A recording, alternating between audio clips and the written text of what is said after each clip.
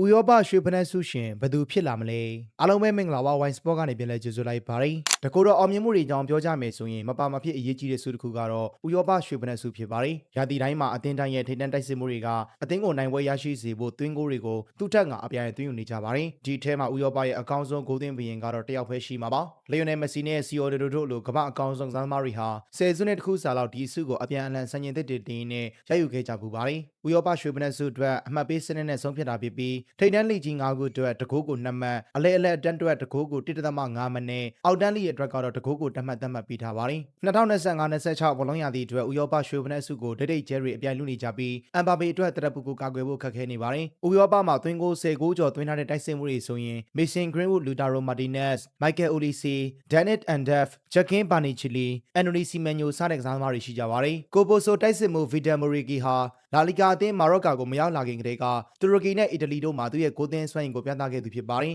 မာလော့ကာကို2021-22ဘောလုံးရာသီမှာစတင်ရောက်ရှိလာခဲ့တဲ့မိုရီကီဟာဒီရာသီမှာတော့သွင်းဂိုး14ဂိုးထိကိုသွင်းယူပေးထားခဲ့ပါတယ်ဥရောပထိပ်တန်းအသင်းကြီးတစ်သင်းကမဟုတ်ပေမဲ့သူ့ရဲ့တိုက်စစ်အလားအလာတွေကိုပြသနေခဲ့သူကတော့ဘရက်ဖို့တိုက်စစ်မှုအီဂေါတီယာကိုဖြစ်ပါတယ်အသက်24နှစ်အရွယ်ဘရာဇီးသားဟာခန္ဓာကိုယ်ကြံ့ခိုင်မှုအားပြုပြီးအာမှန်ပြီးနဲ့ကစားတတ်တဲ့တိုက်စစ်မှုတစ်ယောက်ဖြစ်ပြားတို့အတွက်ပရီးမီးယားလိဂ်သွင်းဂိုး16ဂိုးကိုသွင်းယူပေးထားခဲ့ပါတယ်တီယာကိုကခေါင်းတိုက်မှုတွေကျွမ်းကျင်တယ်လို့အဆုံးသတ်ပိုင်းလဲတိုးတက်လာနေတဲ့အတွက်ဒီတိုင်းမှာဆက်ပြီးခြေစွမ်းပြနေမယ်ဆိုရင်ဥရောပအသင်းကြီးတွေရဲ့မျက်စိကြာခြင်းကိုခံရလာနိုင်ပါတယ်လက်ရှိရွှေဖနက်ပန်ရှင်ကီလီယန်အမ်ဘာပီဟာရာသီတိုင်းအတွက်အကောင်းဆုံးကစားသမားတစ်ယောက်ဖြစ်ပြီးတော့ရီယယ်တို့ရုန်းကန်နေရချိန်ဒီမှာတော့အမ်ဘာပီကတော့သွင်းဂိုးတွေရရှိလို့နေပါတယ်အမ်ဘာပေကပြန်ဘက်ခံစီအားနည်းချက်ကိုရှာဖွေထိုးပေါက်မှွေးနှောက်နိုင်တဲ့ကစားသမားမျိုးဖြစ်ပြီးတော့ဒီယာတီလာလီကသွင်းကို19ဂိုးကိုသွင်းယူထားပါတယ်။ဒါပေမဲ့နီးပြအပြောင်းလဲတဲ့ဒဏ်ရာပြဿနာတွေကြားမှာအမ်ဘာပေတို့ရီရဲ့ရုန်းကန်နေရပြီးတော့အမ်ဘာပေအနေနဲ့ရွှေဖနက်ဆုကိုကာကွယ်ဖို့ခက်ခဲနေရပါတယ်။အမ်ဘာပေအနေနဲ့ရွှေဖနက်ဆုကိုကာကွယ်ဖို့ခက်ခဲနေရပါတယ်။အမ်ဘာပေကိုတိုက်ရိုက်စိန်ခေါ်နိုင်တဲ့ခိပြန်တိုက်စစ်မှုဆိုရင်မန်ချက်စတာစီးတီးကဘိုက်ကင်ကြီးအာလင်းဟာလန်ကိုပဲပြသရပါလိမ့်မယ်။ဟာလန်ကဥရောပရဲ့ကြောက်စရာအကောင်းဆုံးဂိုးသွင်းဆက်ကြီးဖြစ်ပြီးတော့ပထမရာသီဝက်မှာတင်ပရီးမီးယားလိဂ်သွင်းဂိုး20ကိုသွင်းယူပေးထားပြီးဖြစ်ပါတယ်။အာလင်းဟာလန်ရဲ့ပောက်ကွဲအပြင်းတဲ့အမြန်နှုန်းဘော်ရီဂျင်းရှင်ရဲ့လွှမ်းမိုးနိုင်မှုနဲ့အဆုံးသက်သေးကြမှုတို့က